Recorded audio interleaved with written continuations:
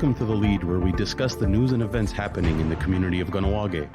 In this episode, we discuss Kahnawake students returning to the classroom, minor hockey is back on the ice, and vaccination clinics in the community.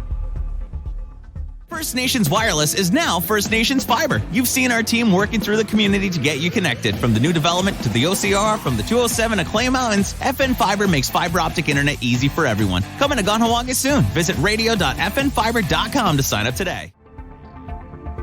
Hey everyone, my name is Jordan Standup. I am the assistant editor here at Yuriwaze. Today I am joined by our publisher and editor, Greg Horn, as well as our contributing writer, Mark Lalone. So welcome in today, guys. Hello, hello. Warmest greetings. So I have these gentlemen here to talk with me about some of the news and events that have been happening in our community throughout the month of January. And of course, that would include the pandemic. We cannot have a podcast of this nature without talking about the pandemic. So, Greg, I'm going to turn it over to you for now. If we're looking back at the past month, right, and again, it just feels like Groundhog Day all over again. January comes around and things are closed, and you're not allowed to do things, and everything fun has been taken away. And again, this time around, the fifth wave of the pandemic hit this part of the world, Kahnawake and Quebec, very, very rapidly in December, fueled by the Omicron variant of the coronavirus. And that really, people were knew about the Omicron variant back in November, and I don't think anybody was prepared for how quickly it spread, right? And I mean, the first week of December, second week of December, we met with Public Safety Commissioner Lloyd Phillips, where he was talking about, okay, well, this is kind of coming, and we got to really just pay attention.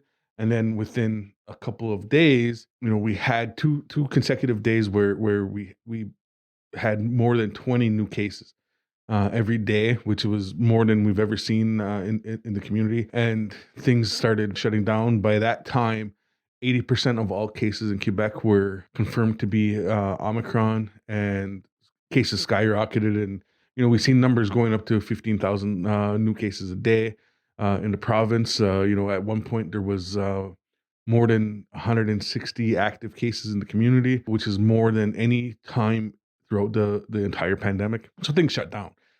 So we get to, right before Christmas, they announced restaurants and bars and social clubs and gaming were going to be shut down. Minor hockey was already taking a 2-week break for the holidays, but that break got extended by 3 weeks or so. So everything kind of was like, oh man, it was like, here we go again. Schools were out.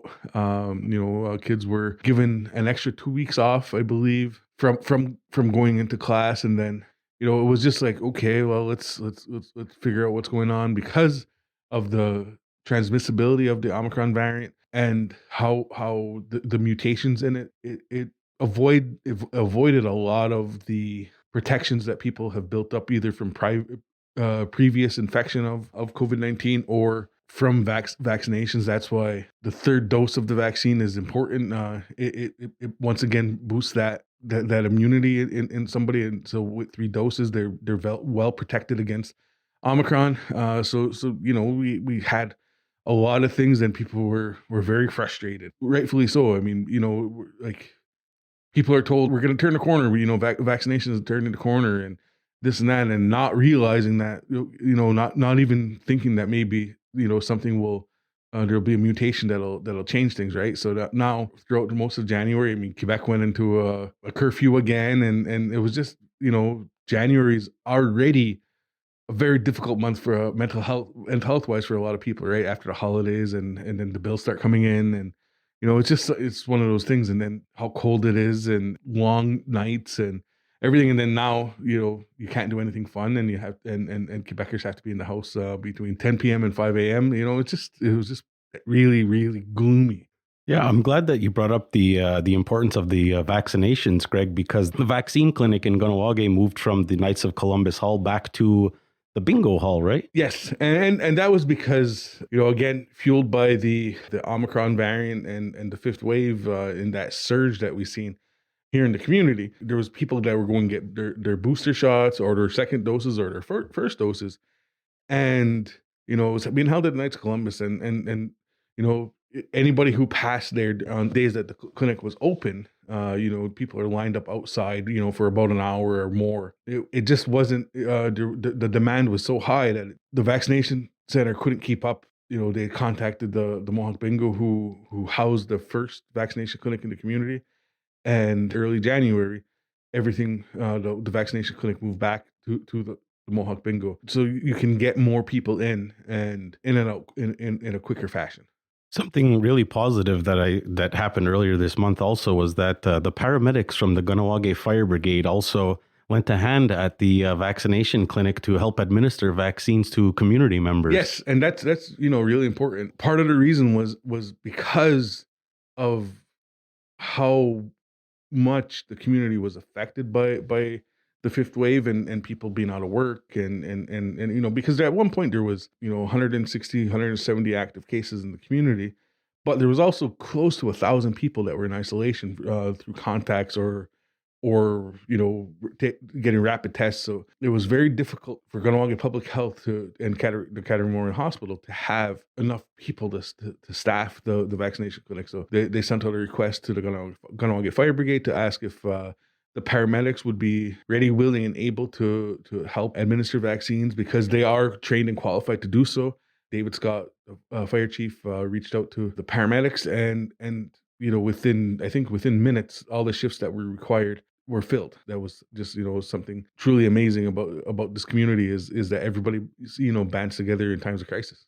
And it's certainly not the first time that our paramedics have gone above and beyond to help out the community and specifically the hospital because they had previously helped out in the inpatient department over at the KMHC as well. Yes, that was this past fall. Again, faced with nursing shortage, staffing shortage, the Catharsis Memorial Hospital Center sent out a request asking if the paramedics could help out, in some of the nursing duties because again they have some training in the medical field and they're able to administer certain medications and whatnot. So they were able to fill that out too, and that's just something that goes to show that in a community like ours, with the emergency services that we have, people are very quick to volunteer and help out in areas that are needed.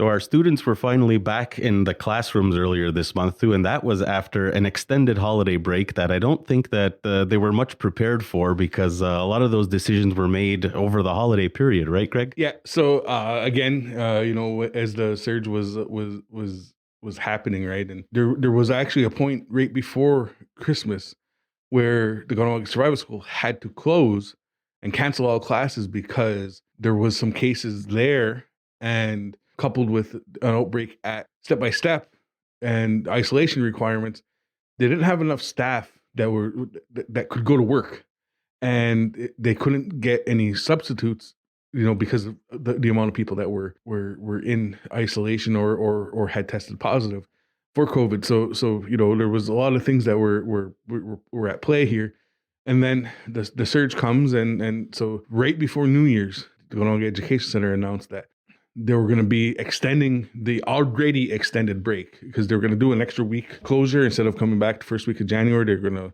to extend it by another week or two. And then January 17th, Monday, January 17th, the children started returning to class at the local schools. And, that was something that was, I think, a relief to a lot of people, because schooling, especially for younger ages, is very important, and being in person because it's very difficult, right, to learn in an online setting, through Zoom or however it is that you're doing things. The children are also losing out on that social interaction with their peers, right, and that's a really important developmental part of growing up and of the school experience. And during those extended closures, the Ganawage Youth Center remained open so that they could care for the children of the essential workers of the community, which we talked about our paramedics stepping up and the youth center stepping up in that same way it's pretty amazing. Yeah, for sure. I mean, because, there's a lot of essential services in the community and essential businesses and all this and that. And people need to, go to work and keep the community running. And if the schools are closed to in-person learning and there's no online schooling and whatever, there's certain jobs in this community and everywhere else that can't be done remotely. That you need in order for this community to run. And there's so many different types of jobs that people have to be there. So the Gunawanga Youth Center was integral in ensuring that the community's frontline workers could still go to work and their children would have a place to go and be safe and all that, right? We'll take a short trip from the youth center over to the Ganawage Sports Complex, where some of the young skaters were able to get back onto the ice to just recently, actually. Yes, that was something big. On just I think January 20th, that weekend, the Ganawage COVID-19 Task Force approved for the Ganawage Sports Complex to reopen and have practices under very certain conditions, one team per ice, I think a maximum of 12 players on the ice at one time, only one parent in the stands per child. Everybody over the age of 12 has to be vaccinated and show proof of vaccination. So there was a bunch of things that happened. And so as you're listening to this, we'll have had 2 weekends and a full week worth of practices back on the ice. And that's, hockey is a big part of this community, and not having hockey for much of the pandemic, right, was a very difficult thing for a lot of community members, and getting shut down right before the holidays, and then not knowing when things are going to be back was very difficult for a lot of people. So at least now that there's practices are happening, and on the provincial side, the Quebec government has announced that children under the age of 18 can start sports back and start practicing, and no games yet. Games are canceled until at least February 6th. And hopefully, February 6th or soon thereabouts, that the seasons can resume. A big key word that we've been hearing a lot, especially as of late during the pandemic, is mental health. And hopefully with the kids being back in school and being able to see their friends and also being back on the ice, I really hope that it's going to help in general with the mental health of the kids in our community as a whole. Yeah, I mean, that's one of those things that it's a release, right? And it's a stress reliever, and you're able to exert a lot of your pent up energy, and then for the kids, the players, and their parents too, right? To go and see them and see them, compete, and it's all very, very important. And mental health, yes, is something that we've all really started having that conversation about how important mental health is since this pandemic started nearly 2 years ago. Now, Mark has actually written quite a bit for Yurdi Wize about the importance of mental health and working that into some of your workout stories, Mark. Be quite honest with you, for me, working out maintains my mental health.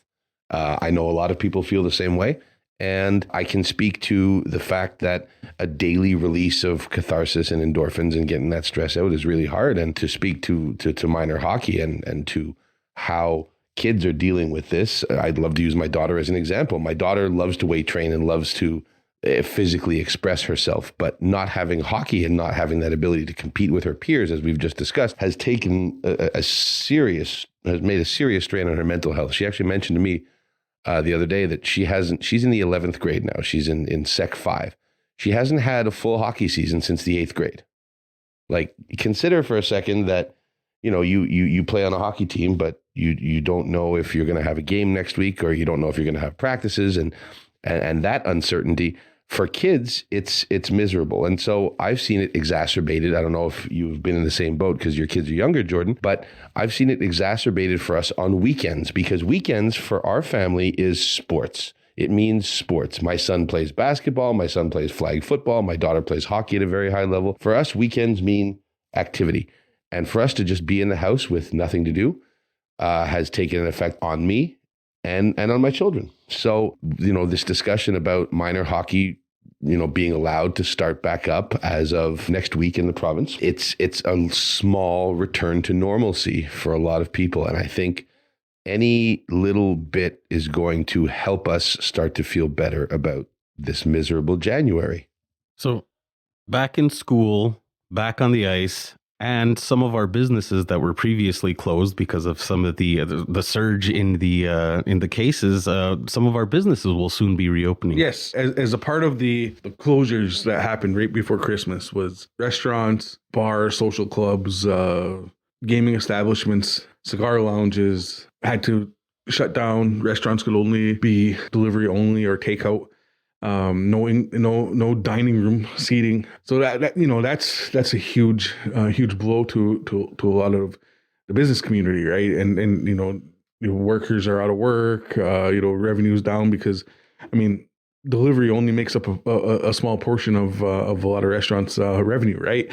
So there's a big difference and a big shift again, and people are again more stressed and all this and that. So starting on Monday, January 31st, businesses in the community are able to reopen at 50% capacity. There's a bunch of different rules that they have to follow. The vaccine passport is going to be required. That will be reviewed after 2 weeks. Hand washing, distancing, nobody sitting at the bar, only 2 households per table, and all that. It's a step in the right direction. And talking with Public Safety Commissioner Lloyd Phillips, in the past reopenings, they did it very slowly and methodically and said, okay, we're going to open at 25% and then wait 2 weeks and then assess and then add another 25% and then wait another 2 weeks and then assess. And then it took quite a while to get from closed to 100% open. This time around, because again, the task force realizes, and is learning from the past about, the economic impact of these closures are having, the social impact that these closures are having, and the mental health impact that it's having. So they're looking at doing it in much quicker fashion. That's why starting on the 31st, it's 50% capacity, and then hopefully very, very quickly after that, we're going to be back to all these businesses being at 100% capacity. I'd like to put the pandemic on the back burner for a little while, gentlemen, so that we could talk about one of our new exciting podcasts. Yes. It's just such a great podcast. It's called The Beading Table. It's hosted by Degariyakwa Stand-Up and Leith Makiwa, 2 bead workers in the community. Degariyakwa, she owns the store at the Hardware Plaza Mall called Traditions, and they've been talking about if you listen to their first episode here on the Uriwase Podcast Network, there's something they've been talking about for a long time. And they start discussing it over on social media, and people say, yeah, we got to do a podcast. And so we ended up speaking, myself and Degariyakwa, and saying, listen, you want to do a podcast? We have a podcast studio. We have a podcast network. You guys are more than welcome to use our facilities, and, we can help you guys promote it and put it out there. And the very first episode is over an hour long, and it was just such a good podcast. It was like, it doesn't feel like it's an hour. And I think everybody should be listening to it. Whether you're a bead worker or not, it just, gives a lot of insight into how artists approach their work and approach selling their work and a lot of different things. And, it was really a fun listen, and I can't wait for the next episode. Yeah, it was a great idea that you guys had started to discuss, and I'm sure there's some community members out there that might have similar interesting topics that they might want to discuss on a podcast. Yeah, for sure. And one of the things is the goal of Uriwase is to help give our community a voice, right? And whether that's in the pages of the paper or through the videos that we do or through podcasts. If anybody is interested in delving into the podcast world and has a really good idea, please feel free to contact us and we can discuss it. Lots of talk about the pandemic, of course, when we're referring to the month of January, and we're going to see what February has in store for us shortly. Yeah, for real. And also this podcast, one that we're on right now, marks 1 year since we first launched our podcast network. That's incredible. The big achievement. So, it's been fun. It's been a learning curve for us, and, being print guys and, with a little bit of radio experience, and then getting into this and doing more multimedia stuff is really, I think, helped us push the envelope. Well, I'm looking forward to reading more of both of your stories in the coming month, and I'd like to thank both of you for coming in today to chat with me. Pleasure's been all mine, Jordan. Thank you. Yeah, now go. Thanks for listening to The Lead. Be sure to check out our other podcasts like Uriwase Profiles, Meatheads, and The Beading Table on Google and Spotify or wherever you get your podcast.